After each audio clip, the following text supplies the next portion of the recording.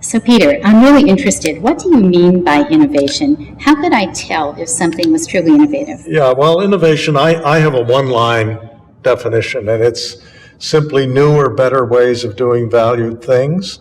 And in that definition, every word counts. I mean, the new refers to what we usually call radical innovations. They're kind of the world-changing, paradigm-changing notion.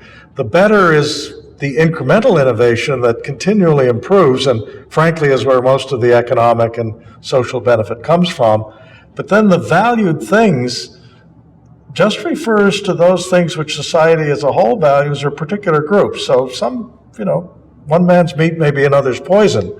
The atom bomb was a wonderful innovation in some people's view, but in others' view it was Satan's product. So innovation always is attached to value, and therefore it is much more than just a bright idea. It's not a prototype. It doesn't really become an innovation until it becomes embedded in the society or in the economy. Okay, well, give me an example then. What is an innovation that you've observed in the last, let's say, decade? Well, I think the most remarkable set of innovations in the last decade would be associated with information technology. Perhaps another example would be in the biomedical field would be stem cells, certainly what's been done with the sequencing of the genome. And there, it wasn't primarily a brilliant theoretical insight, that goes back to Watson and Crick, but a tremendous technological innovation, which now has become fully embedded in the practice of genetic science and, in fact, in the economy. When it was just a gleam in Craig Ventnor's eye, it wasn't yet an innovation. So what about basic science? Can it be innovative in and of itself? Yes, I think it's important to distinguish two things. Basic science can feed into a great deal of innovation. There's always science that underlies equipment, engineering, products, and what have you. But basic science involves innovation itself, and the best examples are theories that are really quite transformational. Certainly Darwinian evolution, Einstein's theories of relativity, quantum theory, and really Watson and Crick is another excellent example. Those are spectacular ones, and then of course there's a continuum from the spectacular that have changed the world to those that simply have improved laboratory practice, have advanced a particular theory, refined it. All of these things are innovations if they have staying power and if they can really propagate in the field and lead to other fruitful consequences. Now you make the point that Canada has not necessarily been a real leader in innovation, yes. but that's not necessarily a bad thing either. Can Yes. you tell me why do you say that? Yeah, I think Canada actually has done very well relative to our population in terms of basic science innovation. We've done a lot of very good work in basic science. On the other hand, in terms of the innovations that typically are measured in the economy is where we've been weaker. And the basic reason is that the Canadian business sector has been able to be very successful without itself devoting a whole lot of its scarce resources to innovation. And that is simply because we've been basically joined at the hip for over 100 years with the innovation and the economic dynamo of the 20th century, the United States of America. So for so many Canadian companies, and many of course are also subsidiaries, it was simply cheaper and easier to take the innovation from the United States and apply it in a Canadian context. Okay.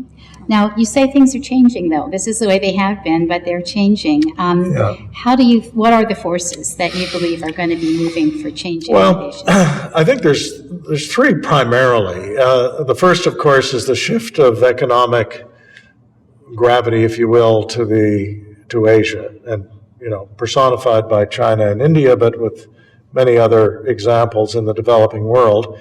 And that's changing both trade patterns and, frankly, the locus of where a lot of the future innovation is going to be taking place.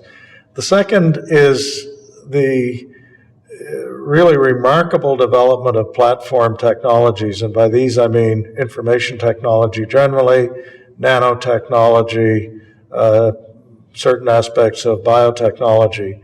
And these are really the foundation of the industries of the future, and Canadian companies are going to have to develop competence in those areas. The third, which in some sense is the most threatening for Canada's traditional economic position, is of course the environmental pressures to reduce the environmental footprint of basic resource extraction, whether it's energy or anything else that pollutes. At the same time, the rising price of a lot of these basic resources is inspiring innovation to find substitutes. And if you find a really good substitute for something that Canada has relied on digging out of the ground, then a whole industry can become really obliterated almost overnight. So for all those reasons, the comfortable situation that Canada has enjoyed over the past really more than 100 years are being challenged. And if Canadian industry isn't capable of innovating to respond to those megatrends, that's the right word for them, then they're going to be in deep trouble. My hope and my expectation, frankly, is that the pressures coming from those kinds of challenges will be sufficient to change corporate behavior, because it'll be so much in their interest to do so.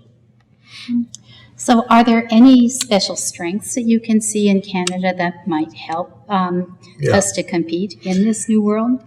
Look, I think Canada's number one strength is that this is a society with very solid institutions. It is part of the leading economy of nations. It's a sensible population with representation from all over the world. So I would like to describe us more as a forest, perhaps, than a cornfield. So the degree of heterogeneity in our talent base is something that gives this economy, I think, both stability and a critical mass in many, many different directions to respond to the kind of challenges we can't anticipate now. So I think fundamentally we have in our culture and in our institutions a capacity to react to new challenges and opportunities that many, many countries don't. And I think that's fundamentally the strength when all is said and done. Yeah. Well, let's fast forward to 2024, and I'm going to ask you the same question I asked you in the beginning of our interview. What's the most interesting, exciting innovation that's happened in the last 10 years?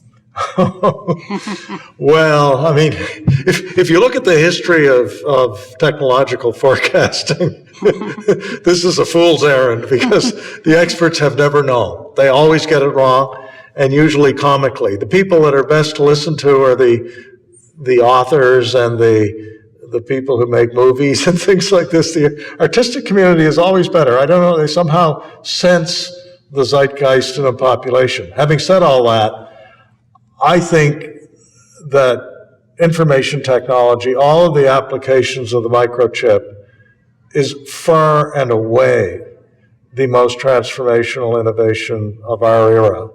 And there is nothing to compare it with, perhaps short of the steam engine or the Gutenberg's movable print. And in fact, I think it exceeds both of those.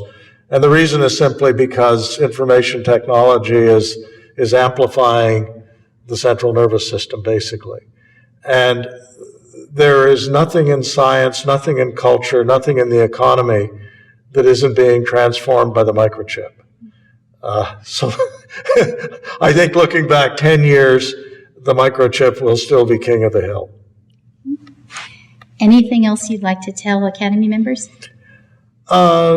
No, in the time we have available, I think if I got into any other subjects, I'd probably be taking us too far afield. One thing I could say, and that is while I've spoken about innovation at the 100,000 foot level, My experience in many industries in which I've actually participated professionally, and certainly those that I've studied, is that the Canadian low innovation equilibrium has characterized basically all of our industries. Some, of course, are more innovative than others, but again, relative to the global standard, we still tend to fall short. Having said that, and this is very important, there are lots of individuals and individual businesses who are very innovative and doing very well, thank you. So when we say that Canada is an innovation laggard, it's on averages, and it's relative, frankly, to a pretty high-performing peer group. Thank you.